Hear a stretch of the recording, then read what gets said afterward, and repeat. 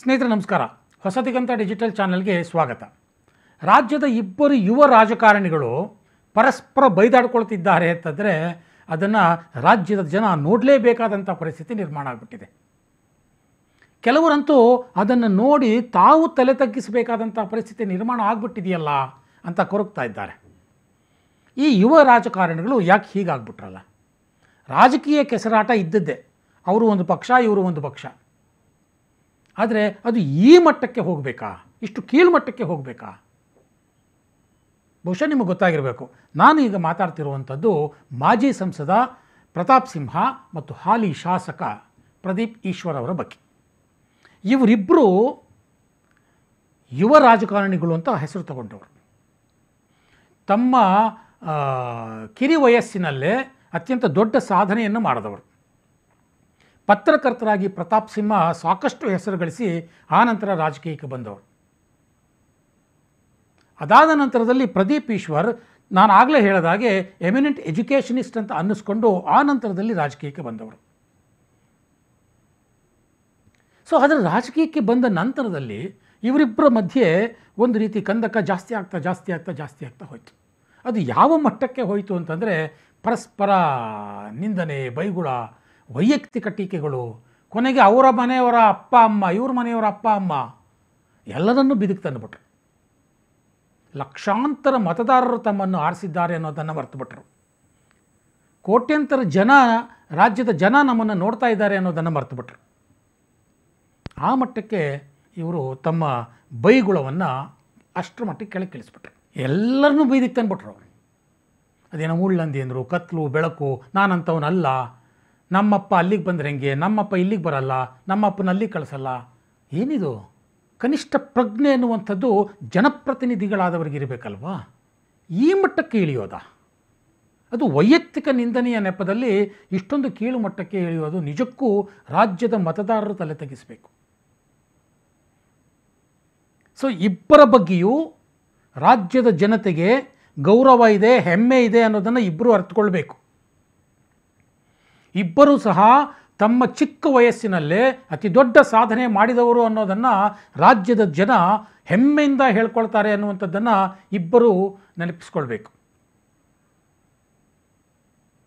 ಪ್ರದೀಪ್ ಈಶ್ವರ್ ಅವರು ಅತಿ ಚಿಕ್ಕ ವಯಸ್ಸಿನಲ್ಲೇ ಕಡು ಬಡತನದಲ್ಲಿ ಬಂದು ಪೋಷಕರನ್ನು ಕಳ್ಕೊಂಡು ಎಲ್ಲೋ ಬೀದಿಲಿ ಬೆಳೆದು ಅವರೇ ಹೇಳ್ಕೊಂಡಿದ್ದಾರೆ ಅವರ ಕಥೆಯನ್ನು. ಇವತ್ತು ಪರಿಶ್ರಮ ಅನ್ನುವಂಥ ಒಂದು ಅತಿ ದೊಡ್ಡ ಇನ್ಸ್ಟಿಟ್ಯೂಷನ್ ಕಟ್ಟಿ ಸಾವಿರಾರು ವಿದ್ಯಾರ್ಥಿಗಳಿಗೆ ಡಾಕ್ಟರ್ ಆಗುವಂತಹ ದಾರಿಯನ್ನು ತೋರಿಸ್ತಾ ಇದ್ದೀರಿ ನೀವು. ಅಷ್ಟು ಪರಿಶ್ರಮ ಹಾಕಿ ಜೀವನದಲ್ಲಿ ಮೇಲೆ ಬಂದವರು ಪ್ರದೀಪ್ ಈಶ್ವರ್ ಅವರು. ದೇಶದ ಅಥವಾ ರಾಜ್ಯದ ಜನತೆಗೆ ನಿಜಕ್ಕೂ ನಿಮ್ಮ ಬಗ್ಗೆ ಹೆಮ್ಮೆ ಇದೆ.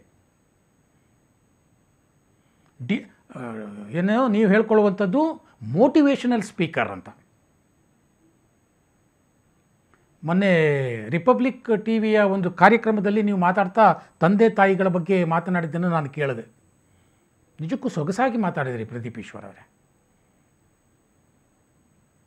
ಎಲ್ಲರ ತಂದೆ ತಾಯಿಗಳು ಒಂದೇ ಅಲ್ವಾ? ಅಷ್ಟು ಸೊಗಸಾಗಿ ಮಾತಾಡುವಂಥವರು. ವಿದ್ಯಾರ್ಥಿಗಳು ಮುಂದೆ ಇದ್ದಾಗ ಅಷ್ಟು ಮೋಟಿವೇಶನಲ್ ಆದಂಥ ನಿಮ್ಮ ಮಾತುಗಳು. ಪ್ರತಾಪ್ ಸಿಂಹ ಅಂದ ತಕ್ಷಣ ಎಷ್ಟೊಂದು ಕೀಳುಮಟ್ಟಕ್ಕೆ ಹೋಗ್ಬಿಡ್ತದೆ. ರಾಜಕಾರಣದಲ್ಲೂ ಅಷ್ಟೇ ಜೈಂಟ್ ಕಿಲ್ಲರ್ ಅಂತ ಅನ್ನಿಸ್ಕೊಂಡವ್ರು ನೀವು. ಚಿಕ್ಕಬಳ್ಳಾಪುರದಲ್ಲಿ ಸುಧಾಕರ್ರವರಂಥ ಒಬ್ಬ ಪ್ರಭಾವಿ ವ್ಯಕ್ತಿಯನ್ನು ಸೋಲಿಸಿದವರು, ಮಾಜಿ ಸಚಿವರನ್ನು. ನಿಜಕ್ಕೂ ಇಡೀ ಕಾಂಗ್ರೆಸ್ ಪಕ್ಷ ನಿಮ್ಮ ಬಗ್ಗೆ ಭಾಳ ಹೆಮ್ಮೆಯಿಂದ ಹೇಳ್ಕೊಳ್ಳುವಂಥ ಪರಿಸ್ಥಿತಿ ಇದೆ, ಈಗಲೂ ಇದೆ. ಆದರೆ ಆ ಒಂದು ಹೆಮ್ಮೆ, ಆ ಒಂದು ಗೌರವ ನಿಮ್ಮ ಬಗ್ಗೆ ಇದೆಯಲ್ಲ, ಅದನ್ನು ಯಾವ ಮಟ್ಟಕ್ಕೆ ಇಳಿಸ್ಬಿಟ್ರಿ? ಇನ್ನು ಯಾವ ಮುಖ ಇಟ್ಕೊಂಡು ನಿಮ್ಮ ಇನ್ಸ್ಟಿಟ್ಯೂಷನಲ್ಲಿ ನೀವು ಮಕ್ಕಳ ಹತ್ರ ಹೋಗ್ಬಿಟ್ಟು ಮೋಟಿವೇಶನಲ್ ಸ್ಪೀಚ್ ಮಾಡ್ತೀರಿ? ಅವರನ್ನು ಯಾವ ರೂಪದಲ್ಲಿ ನೀವು ಮೋಟಿವೇಟ್ ಮಾಡ್ತೀರಿ? ನಿಮ್ಮಿಂದ ಅವರು ಯಾವ ಮೋಟಿವೇಶನನ್ನು ತಗೋಬೇಕು? ಈ ರೀತಿಯ ಮಾತುಗಳನ್ನು ಆಡ್ತಾ ಇದ್ದೀರಿ, ಗೊತ್ತಿಲ್ಲ. ಇನ್ನು ಪ್ರತಾಪ್ ಸಿಂಹ ಪತ್ರಕರ್ತರಾಗಿ ಇಡೀ ರಾಜ್ಯದಲ್ಲಿ ದೊಡ್ಡ ಹೆಸರು ಮಾಡಿದಂಥವರು ಪ್ರತಾಪ್ ಸಿಂಹ. ಒಂದು ಕಾಲದಲ್ಲಿ ನಾನು ಅವರು ಸಹ ಸಹೋದ್ಯೋಗಿಗಳಾಗಿದ್ವಿ. ನನಗೂ ಸಹ ಪ್ರತಾಪ್ ಸಿಂಹ ಬೆಳೆದ ಬಗ್ಗೆ ಅತ್ಯಂತ ಗೌರವ ಇದೆ, ಹೆಮ್ಮೆ ಇದೆ. ಅನೇಕ ಸಲ ಹಿಂದೆ ನಾನು ಇದೇ ಜರ್ನಲಿಸಮ್ ಸ್ಕೂಲ್ಗಳಿಗೆ ಹೋದಾಗ, ಕ್ಯಾಂಪಸ್ ಇಂಟರ್ವ್ಯೂಗಳಿಗೆ ಹೋದಾಗ ಆ ವಿದ್ಯಾರ್ಥಿ ಪತ್ರಕರ್ತರನ್ನು ಕೇಳಿದಾಗ ನಿಮ್ಮ ಮಾದರಿ ಪತ್ರಕರ್ತರು ಯಾರು ಅಂತಂದರೆ ಪ್ರತಾಪ್ ಸಿಂಹರ ಹೆಸರು ಹೇಳ್ತಾಯಿದ್ರು. ಆಗ ನನಗೂ ಹೆಮ್ಮೆ ಆಗ್ತಾಯಿತ್ತು, ನನ್ನ ಒಬ್ಬ ಸಹೋದ್ಯೋಗಿಯ ಬಗ್ಗೆ ಹೀಗೆ ವಿದ್ಯಾರ್ಥಿಗಳು ಮಾತಾಡ್ತಾರಲ್ಲ ಅಂತ. ಆ ರೀತಿ ಯುವ ವಿದ್ಯಾರ್ಥಿಗಳಿಗೆ ಮಾಡೆಲ್ ಆಗಿದ್ದಂಥ ಪತ್ರಕರ್ತರು ನೀವು. ನಿಮ್ಮದೇ ಪಕ್ಷದವರ ಭ್ರಷ್ಟಾಚಾರವನ್ನು ಬಯಲಿಗೆಳೆದಂಥ ಪತ್ರಕರ್ತರು ನೀವು. ಬೆತ್ತಲೆ ಜಗತ್ತು ಅನ್ನುವಂಥ ಕಾಲಂ ಮುಖಾಂತರ ಲಕ್ಷಾಂತರ ಜನರನ್ನು ತಲುಪಿದವರು ನೀವು. ನಿರ್ಭಿಡೆಯಿಂದ ನಿಮಗೆ ಅನಿಸಿದ್ದನ್ನು ಹೇಳಿದವರು ನೀವು. ಅಷ್ಟೇ ಯಾಕೆ, ರಾಜಕಾರಣಕ್ಕೆ ಬಂದ ನಂತರದಲ್ಲೂ ಮೈಸೂರಿನ ಚಿತ್ರಣವನ್ನೇ ಬದಲಾಯಿಸಿದವರು ಪ್ರತಾಪ್ ಸಿಂಹ ಅವರು. ಅನೇಕ ಅಭಿವೃದ್ಧಿ ಕಾರ್ಯಗಳನ್ನು ತನ್ನ ಸ್ವಂತ ಕಾರ್ಯ ಅಂತ ಮಾಡಿದವರು ನೀವು. Bengaluru Mysuru project, corridor project, ಮೈಸೂರಿನ ರಿಂಗ್ ರೋಡ್ಗಳು, ಹೇಳ್ತಾ ಹೋದರೆ ಬೇಕಾದಷ್ಟಿದೆ ಅಭಿವೃದ್ಧಿ ಕಾರ್ಯಗಳು. ನಿಮ್ಮ ಜನಪರ ಕಾಳಜಿಗೆ ಇಡೀ ಮೈಸೂರಿನ ಜನ ತಲೆ ತೊಗಿದರು.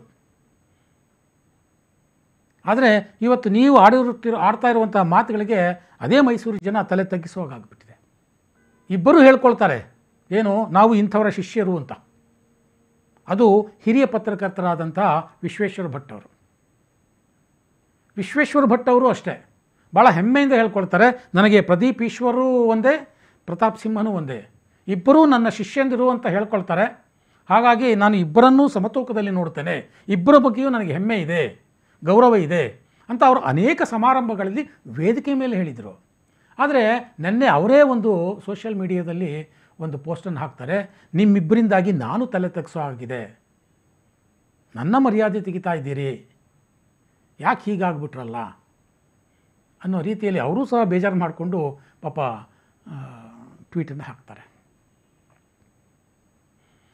ನಾನು ಇಬ್ಬರಿಗೂ ಹೇಳೋದಿಷ್ಟೇ, ಇಬ್ಬರ ಸಾಧನೆಯ ಬಗ್ಗೆಯೂ ನಾಡಿನ ಜನತೆಗೆ ಹೆಮ್ಮೆ ಇದೆ. ಆ ಸಾಧನೆಯ ಅಮಲಿನಲ್ಲಿ ವೈಯಕ್ತಿಕ ನಿಂದನೆಗಿಳಿಯುವಾಗ ಎಚ್ಚರಿಕೆ ಇರಬೇಕು. ಅಪ್ಪ ಅಮ್ಮನನ್ನು ಬೀದಿಗೆ ತರಬಾರ್ದು. ತಮ್ಮನ್ನು ಅಭಿಮಾನದಿಂದ ಕಂಡ ಮತದಾರರಿಗೆ ಅವಮಾನ ಆಗೋ ರೀತಿಯಲ್ಲಿ ನಡ್ಕೊಳ್ಬಾರ್ದು. ಇದು ನಿಮಗೆ ಆದಷ್ಟು ಬೇಗ ಗೊತ್ತಾಗಬೇಕು ಅನ್ನೋದಷ್ಟೇ ನನ್ನ ಉದ್ದೇಶ. ಇವತ್ತೇನೋ ಪ್ರದೀಪ್ ಈಶ್ವರ್ ಅವರು ಇನ್ನೊಂದು ಪ್ರೆಸ್ ಮೀಟ್ ಮಾಡಿದ್ದಾರೆ, ನನ್ನ ತಾಯಿಯ ಕ್ಷಮೆಯನ್ನು ಕೇಳಬೇಕು ಅಂತ. ಅದು ಓಕೆ, ಅವರವರ ಇದಕ್ಕೆ ವೈಯಕ್ತಿಕ ವಿಚಾರಗಳು. ಆದರೆ ಕ್ಷಮೆ ಕೇಳ್ತಾರೋ ಬಿಡ್ತಾರೋ ಅದು ಪ್ರತಾಪ್ ಸಿಂಹ ಅವರಿಗೆ ಬಿಟ್ಟಿದ್ದು. ಆದರೆ ಈ ಇಬ್ಬರೂ ಸಹ ರಾಜ್ಯದ ಜನರ ಕ್ಷಮೆಯನ್ನು ಕೇಳಬೇಕಾಗತ್ತೆ. ಯಾಕೆ ಅಂತಂದರೆ ನಿಮ್ಮನ್ನು ಅಭಿಮಾನದಿಂದ ಬೆಳೆಸಿದವರು ರಾಜ್ಯದ ಜನ. ಅದು ಪತ್ರಿಕೋದ್ಯಮ ಇರಲಿ, ಅದು ಪರಿಶ್ರಮ ಇರಲಿ, ಅಥವಾ ರಾಜಕಾರಣ ಇರಲಿ. ಹಾಗಾಗಿ ರಾಜ್ಯದ ಜನರ ಕ್ಷಮೆಯನ್ನು ನೀವಿಬ್ಬರು ಕೇಳಲೇಬೇಕಾದಂಥ ಒಂದು ಅನಿವಾರ್ಯತೆ ಈಗ ಇದೆ ಅನ್ನೋದು ನನ್ನ ಅಭಿಪ್ರಾಯ.